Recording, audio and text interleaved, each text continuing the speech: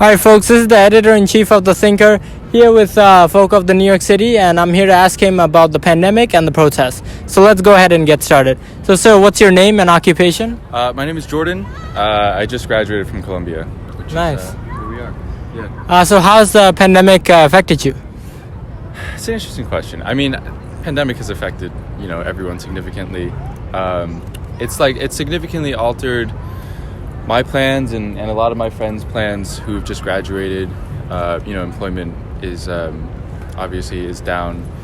Trying to figure out, housing plans have changed since people have returned home for, we don't quite know how long, and things like that. So on a next steps way, it's definitely affected, the immediate future of my life. But I've been lucky enough to not have any, family members who've been affected health-wise by the pandemic, and so I think, that's quite blessed for that.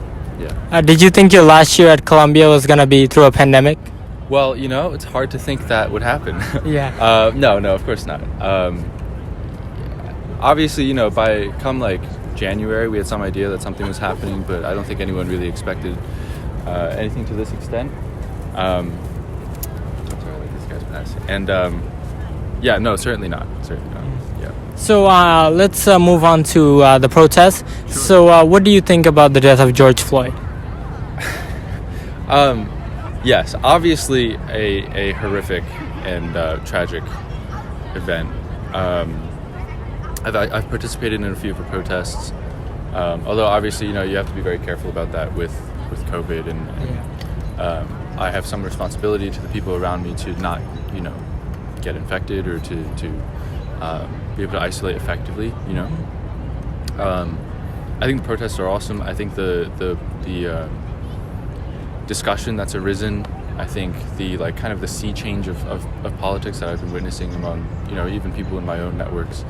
A lot of people who previously were quite silent on the issue or may have not really known where they stood on it or held a different belief, I think this has been a real turning point for a lot of people, and I think that's been very encouraging to witness. And obviously the hope is that George Floyd's death leads to vast systemic change for Black Americans. So speaking of systemic change, do you think it can be achieved through education or through protests? Well, of course, education is an important component, right? And what we're taught when we're young goes on to shape our beliefs for a long time. But I don't think education can be changed without protest. I think there's no impetus to change the way American history and Black history has been taught in America. At an institution like Columbia, things are quite liberal, so to speak, and so the education here, you can get a education in. You will get an education in the actual history of race in America. But I think the key is, what are we teaching kids K through 12? You know what I mean? About what race is, about racial history. Are we teaching them that, we had slavery, but then Abraham Lincoln solved it, and then we had segregation, but then Martin Luther King had a peaceful walk and he solved it, and Malcolm X was a big meanie, so we don't like him, and you know what I mean? And then the last racist killed Martin Luther King Jr., and then he was thrown in jail, and that's the end. Is that what we're teaching our kids? You know what I mean? Right. Or are we, are we educating our kids on, the realities of race in our world today and the history of race and how that has contributed to this reality? And are we letting kids run around and say, my parents say Black people are lazy? Or are we educating them and saying, let's look at the history, right? Let's look at where Black Americans have come from, what they've gone through for the last 400 years. And so I think that's the kind of educational change that matters, and I don't think that kind of change comes about unless you have protests, or you have all protest is a large body of people speaking out that they believe in one thing or another, right? And I think having that kind of representation of what people want, that's how you can get change systemically in education. So you don't think the protests and education are mutually exclusive? Absolutely not. Okay. I think they feed into one another. Yeah. Okay. But I don't think the protests would have happened unless people were educating themselves. Right. On this issue. Yeah, exactly. And do you think that protests, can bring this kind of bottom-up change that can really change the entire education Yeah, I system. mean, I think we've seen change happening already, right? Yeah. We've seen like major politicians change their stances on Right. certain Today, things. Cuomo signed a Yeah, Cuomo signed reforms. Bill de Blasio is committed to reducing funding for the police, which is a about face from a week ago, you know. And we've had several Breonna Taylor bills in the last week Say her from name, different stuff like different that. different districts. One has been introduced by Rand Paul of all people at the federal level. So you know, like, yeah, I think bottom up change. That's what democracy is about. You Yeah. know, absolutely.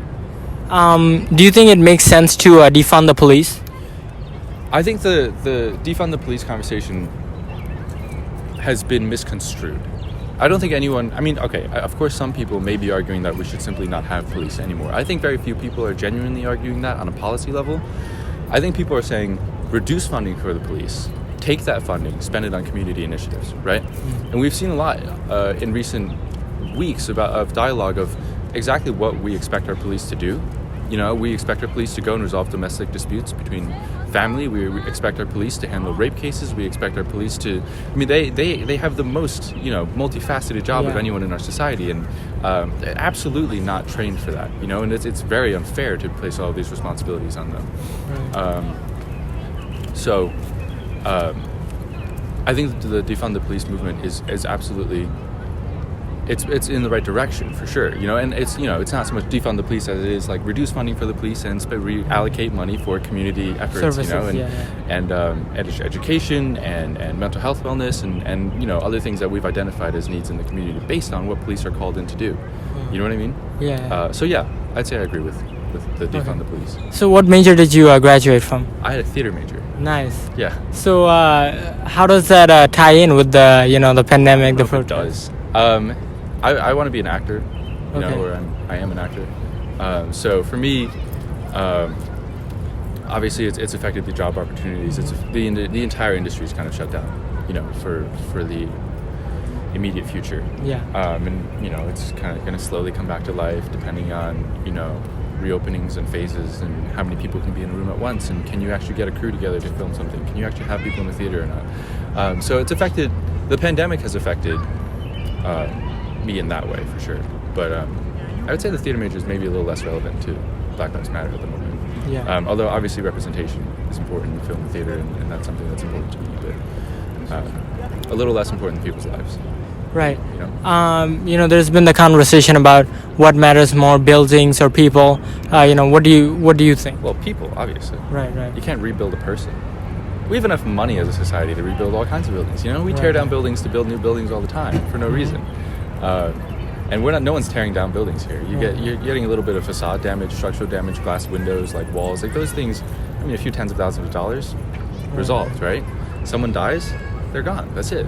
And whatever impact that has on their immediate family, on, you know, that and their communities, you know, you can't bring that back. You know what I mean? Plus, if you think about it from a financial perspective, the amount of money this country invests into each person through education, through, you know, any kind of provision up until they're the age of, what, 35, 40, is so much more than the amount of money it would cost to put up a few windows. You know what I mean? Right. That's an interesting perspective. Like, I think to raise a baby from birth to 35 is more than $500,000 easily, right? Sure, it's major investment, and it's major investment for the state too. Right. You know, and so if you want to talk purely financials, I think loss of life is way more expensive Right. than building damage, and that doesn't even get into any of the actual importance of loss of life. You know, Right. so yeah. I mean, you know, that's just from a solely financial perspective, but from a more metaphorical perspective, the second grade teacher of George Floyd showed that he had aspired to become a Supreme Court lawyer. Right. And, you know, from that perspective, that's a much larger scale of loss than financial. A much larger loss. Yeah. And even if he wasn't to become a Supreme Court lawyer, I mean, his impact on his community and his family is enough. You know, I mean, it's but absolutely, you don't know what these lives could have been. You know, and how they could have served the community. And obviously, you know, we all know Breonna Taylor was an EMT, and that, you know, that's a real loss to people that I think, you know, far outweighs any building. Right. And maybe to touch off the irony, it's that, you know, he wanted to become a Supreme Court lawyer, but he ended up serving as a symbol for what our law system could be. Right. Yeah. Yeah. I'm thinking about, you know, more people than George Floyd, many of whose names we don't know to this day, Yeah, absolutely. but many of whom who suffered the same fate that he did. Right. Yeah. Do you have any suggestions or any messages for how the police system can be reformed, or just any messages in general for the immigrant or black community? Sure. I think people far smarter and better educated on this than I am have spoken up.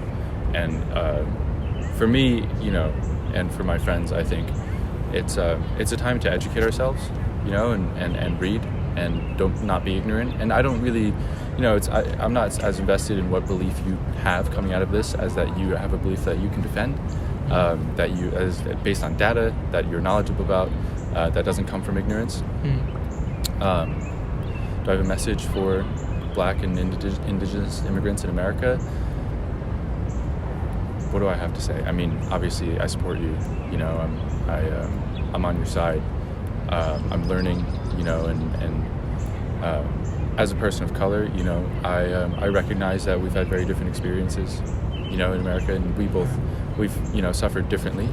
But right now, you're suffering a lot more than I am, and that's I recognize that. You know, and it's I think people forget that we have a responsibility to each other. You know, and we all have a responsibility to look out for one another, regardless of whether we share the same skin. And if one person's suffering, we're all suffering. You know what I mean? And so, you know, people might say, "Oh, why is it on me to educate myself? Why should this be important to you?" It should be important to you because, you know, it's our job to look out for one another. It's a responsibility we have as people, I think. And if you're not going to do that, then why should anyone look out for you? You know, and who wants to live in a world like that? Right. So, You know, that makes me think of something Martin Luther King once said: "Injustice anywhere is a threat to democracy everywhere." Sure. And that's especially true because now people both have social responsibility in the form of the pandemic, not to get infected and infect those close to them, but also moral responsibility in the form of the BLM, Black Lives Matter movement. yeah. So, you know, there's this dual responsibility. What do you think? Is that too heavy a burden for some? No. Okay. I mean, you know, any black person from 2 months ago to 5 months ago was dealing with both. You know what I mean? No, it's not a too heavy a burden for anyone. I mean, it's a lot. Of course it's a lot, but life is a lot. And we live in a society that already makes things quite easy for you. I mean, if we lived a few 100,000 years ago, you'd have to fight for your food every day. You know what I mean? Like, we have it nice. We have it nice, you know? And no, I don't think it's too much responsibility for people. I think that comes from a very selfish place, you know, but we, you know, as a society, we thrive when we work together. Yeah. Thank you for the absolutely. meaningful conversation. Yeah. Free Science Lab to fall in love with math and science, especially programming.